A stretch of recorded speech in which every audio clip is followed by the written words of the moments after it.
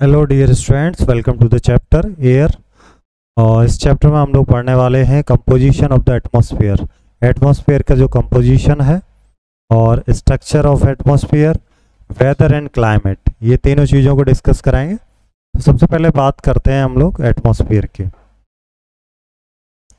देखिए, जो भी अर्थ पर जो हमारा प्लानेट है उसमें अलग अलग लेयर हैं, उन्हीं लेयर को हम लोग बोलते हैं, एयर की लेयर को atmosphere. Every living creature on earth relies on this atmosphere survival. जो भी जीवित चीज़ें हैं वो इसी पर सर्वाइव करने के लिए हैं। It supplies us with the oxygen we breathe and shields us from the sun's harmful radiation. सूरज के हार्मफुल रेडिएशन से भी बचाते हैं और हमें ऑक्सीजन की सप्लाई देते हैं। Without this protective layer we would endure scorching heat during the day and freezing temperature at night. अगर ये एटमॉस्फेयर ना हो तो दिन में बहुत ज़्यादा टेम्परेचर हो जाए, रात में बहुत ज़्यादा सर्दी हो जाए। तो CO2 जो है वो रिलीज होती है एटमॉस्फेयर में, जो ग्रीन हाउस इफेक्ट को बढ़ा देती है। और ये जो ग्रीन हाउस इफेक्ट है, इससे अर्थ जो है उसका टेम्परेचर गर्म, हीट ज़्यादा हो जाता है। This gas is categorise as green house gas. CO2 जो है वो ग्रीन हाउस गैस आती है। Without it, the earth would be too cold to sustain life. However, when the concentration of carbon dioxide in the atmosphere rises due to emission from factories or vehicles, जो factory से धुआं निकल रहा है या vehicle से धुआं निकल रहा है, उससे CO2 बढ़ जाती है। It intensifies the heat retained, leading to an increase in Earth's temperature, जिससे अर्थ का टेम्परेचर बढ़ता है। This phenomenon is known as global warming. इसी को ग्लोबल वार्मिंग बोलते हैं। Higher temperatures cause ice in the coldest regions of the world to melt. ज़्यादा temperature से क्या होता है, जो आइस होती है वो मेल्ट हो जाती है। अब बात करेंगे हम लोग कंपोजिशन ऑफ द एटमॉस्फेयर। तो जो एटमॉस्फेयर है उसमें अलग अलग गैसेस हैं, जिसमें नाइट्रोजन, ऑक्सीजन जो है वो प्राइमरली कंपोनेंट्स हैं इसके। इसके अलावा आप देखें तो छोटे छोटे अमाउंट में CO2 है, हीलियम है, ओजोन है, आर्गन है, हाइड्रोजन, ये प्रेजेंट है हमारे एटमॉस्फेयर में। नाइट्रोजन की बात करें तो इस डायग्राम से आप देख सकते हैं, जो सबसे ज़्यादा नाइट्रोजन है एटमॉस्फेयर में वो है कितनी, 78%। इसकी क्वांटिटी है 78%। तो हमारे एटमॉस्फेयर में सबसे ज़्यादा जो गैस है वो है नाइट्रोजन। उसके बाद है ऑक्सीजन 20.9, ऑलमोस्ट 21% के अप्रोक्स है। तो 78 हो गया नाइट्रोजन, 20.9% हो गया हमारा क्या, ये देखिए यहाँ डायग्राम से भी आपको दिखेगा। अदर गैस है 0.17 है, आर्गन 0.90 है और CO2 है 0.03%। ऑक्सीजन की रैंक सेकंड है। तो इस डायग्राम से हमने ये समझ लिया है।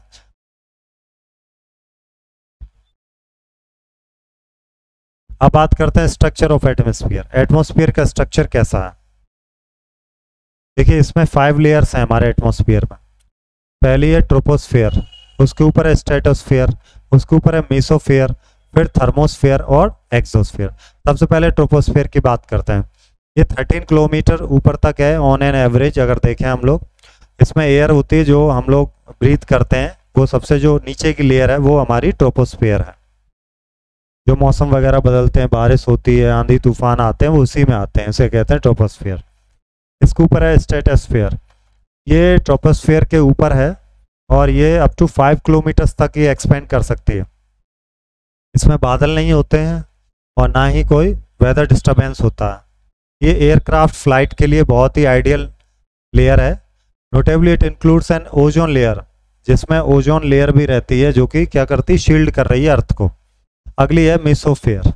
मेसोस्फेयर की बात करें, ये स्ट्रेटोस्फेयर के ऊपर है। ये ऑलमोस्ट 80 किलोमीटर्स तक और एक्सपेंड करती है। और जब स्पेस से, आउटर स्पेस से कोई मेट्रोइड्स जब आते हैं तो वो इसी में बर्न हो जाते हैं। अब देखिएगा यहाँ पर, ये नीचे ये आपको पर्वत दिख रहे हैं, हवा, ये सब आंधी तूफान जो आते हैं वो इसमें आते हैं troposphere.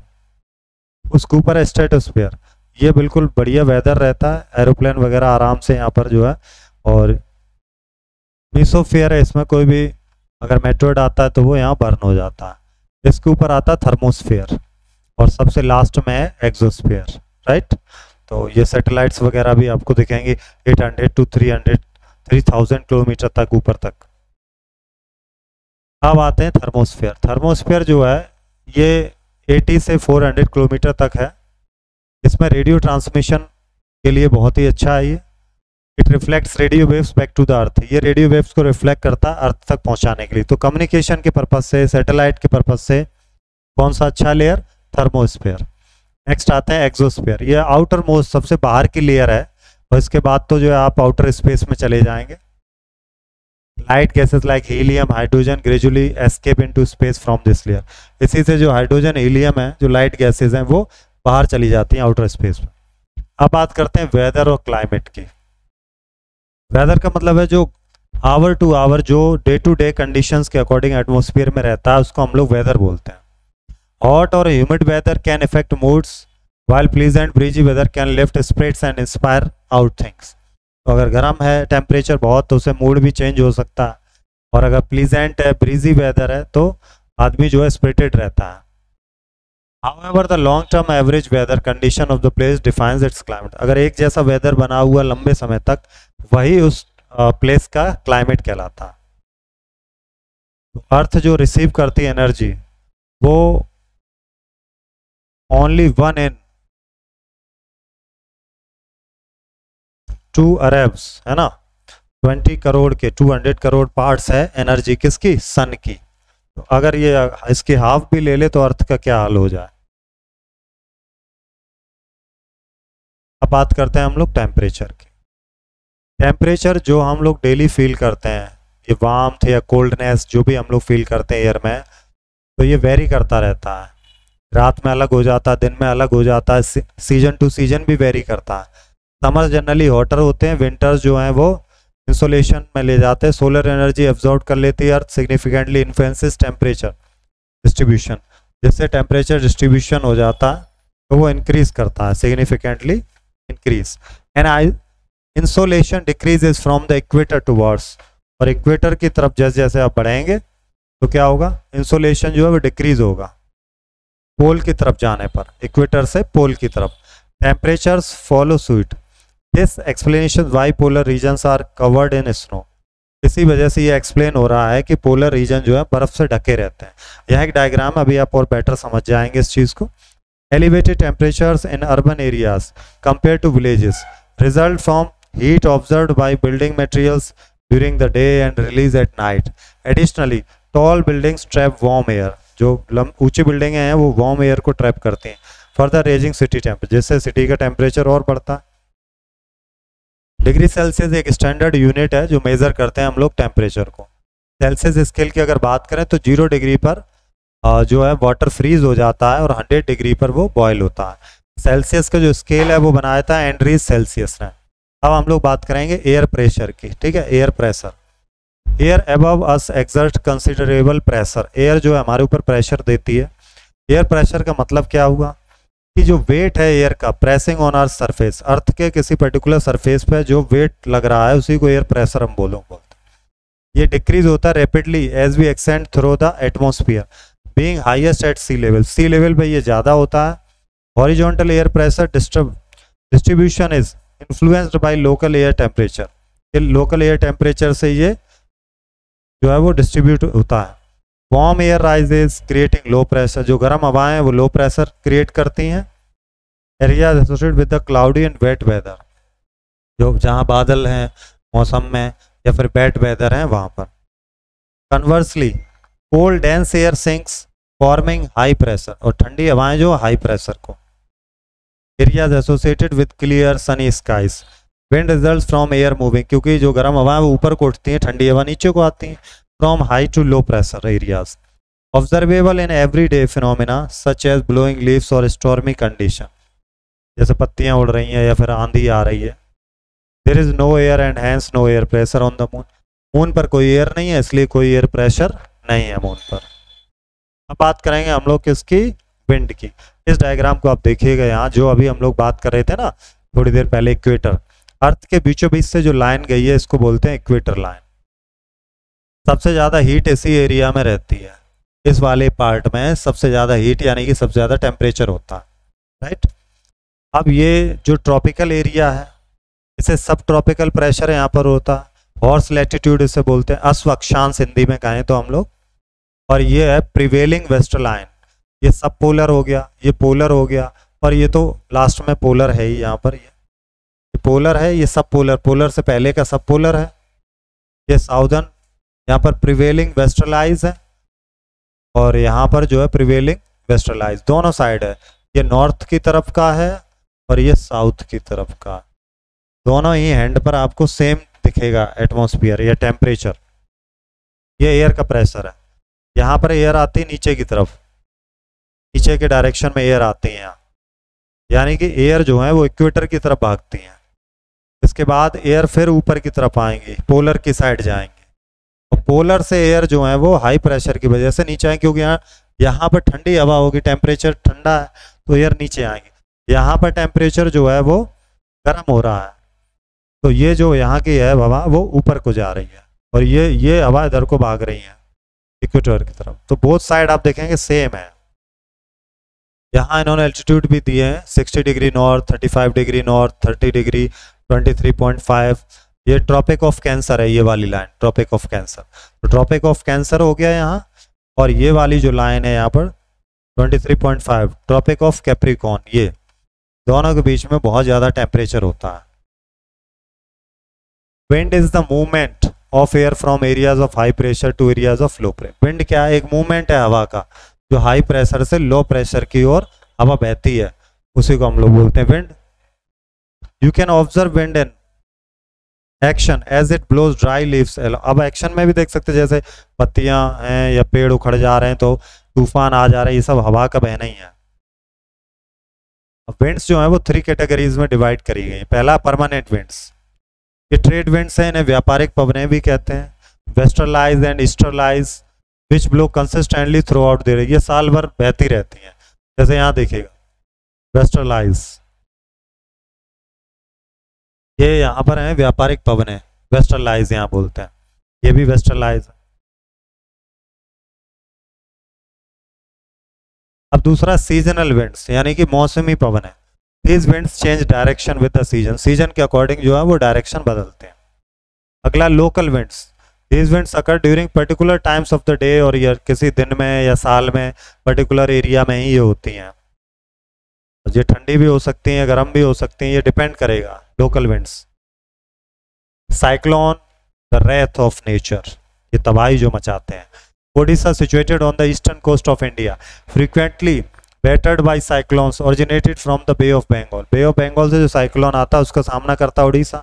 On October 17, 18, 1999 cyclone struck 5 district of the state followed by the devastating super cyclone October 29, 1999. Destruction was primarily caused by 3 factors: high wind speed, heavy rainfall and tidal surges. बड़े पैमाने पर ये और 260 किलोमीटर्स पर आवर इसकी रफ्तार थी। अभी cyclone आता है बहुत ज़्यादा यहाँ पर जो है, ये देखिए कितना डिस्ट्रक्शन है, साइक्लोन की वजह से डिस्ट्रक्शन है। इसी तरह थाईलैंड में पोर्ट ब्लेयर में 25 1919 को अलग अलग एरियाज में, उड़ीसा में अगेन 29 10:30 AM को। बात करेंगे मॉइस्चर यानी कि नमी। When water evaporates from land and bodies of water, it turns into water vapor. जब पानी जो है भाप बनता है जमीन से या फिर वाटर एरिया से, तो वो वेपर में बदल जाता है, वाष्प कण में। इसमें कुछ अमाउंट ऑफ वाटर रहता है जो वेपर प्रेजेंट रहते हैं हवा में, तो ये धीरे धीरे क्या करते हैं, ह्यूमिडिटी बढ़ा देते हैं। इन्हीं को हम लोग ह्यूमिडिटी बोलते हैं। Humidity occurs when the air is saturated with water vapour. जब हवा में बहुत ज़्यादा नमी हो जाए तो उसको बोलते हैं क्या, ह्यूमिडिटी है। एज एयर टेम्परेचर राइजेस, इससे एयर का टेम्परेचर बढ़ता है। Its a capacity to hold water vapour increases, water hold करने की कैपेसिटी इंक्रीज हो जाती है। जिससे ह्यूमिडिटी बढ़ जाती है। ह्यूमिड डेज में देखें क्लॉथ्स जो है वो धीरे धीरे सूखते हैं और बॉडी से पसीना ज़्यादा आता है। When water vaporizes and cools, it condenses into water droplets. जब वाटर वेपर बढ़ते हैं और वो ठंडे हो जाते हैं तो वो पानी के कणों में बदल जाते हैं, जिससे क्या बनते हैं, बादल बनते हैं। Clouds are essentially masses of these water droplets. ये वाटर ड्रॉपलेट्स क्लाउड्स में स्टोर होती हैं।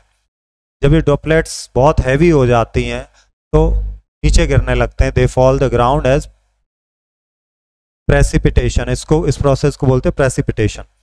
Jet planes flying in the sky leave behind visible white trail known as contrails caused by the condensation of moisture from their engines.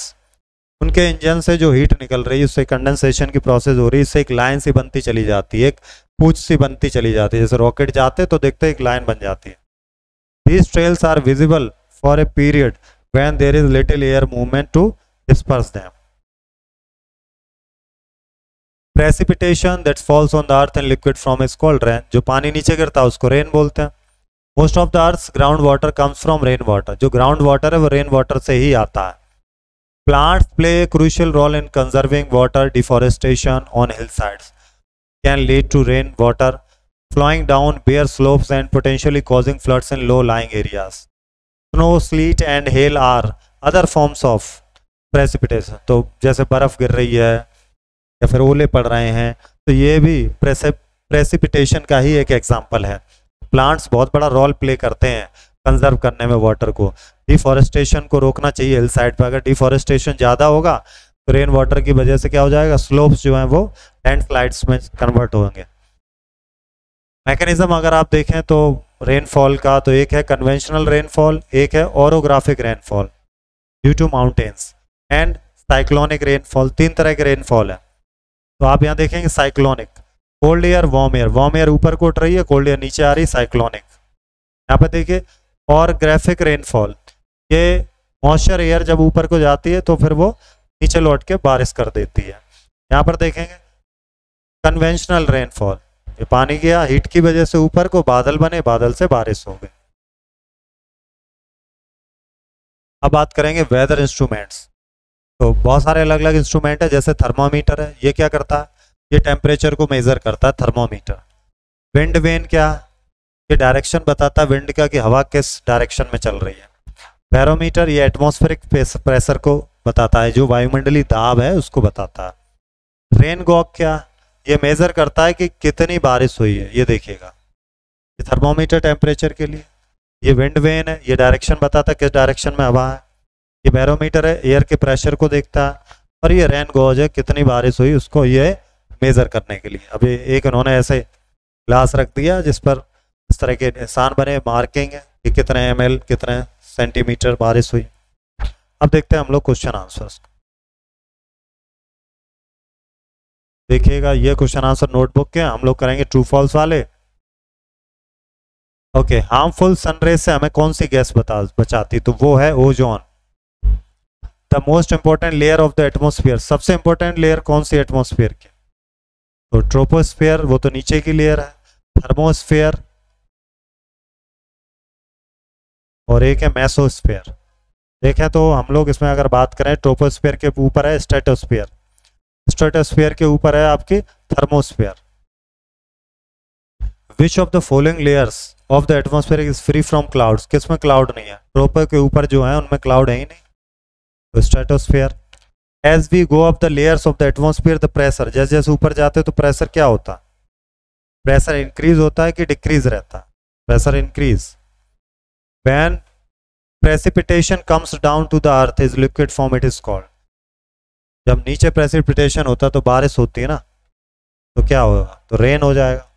Snow भी हो सकता है, hello भी हो सकते हैं, ठीक है ना. अब ये मिलान करना, ट्रेड विंड, लू, मानसून विंड. तो ट्रेड विंड जो है वो क्या है, हॉरिजॉन्टल मूवमेंट ऑफ एयर. लू क्या है, लोकल विंड भी बोल सकते हो. सीजनल, सीजनल आप बोलिएगा, मानसून सीजनल है, लोकल विंड आप बोल सकते हैं लू. विंड आपको पता ही है, हॉरिजॉन्टल मूवमेंट ऑफ एयर, ये कर सकते हैं. ट्रेड विंड में आप कर सकते हैं परमानेंट, यहाँ पे ये भी कर सकते हैं परमानेंट विंड, राइट. हम मिलेंगे नेक्स्ट चैप्टर में. Thank you.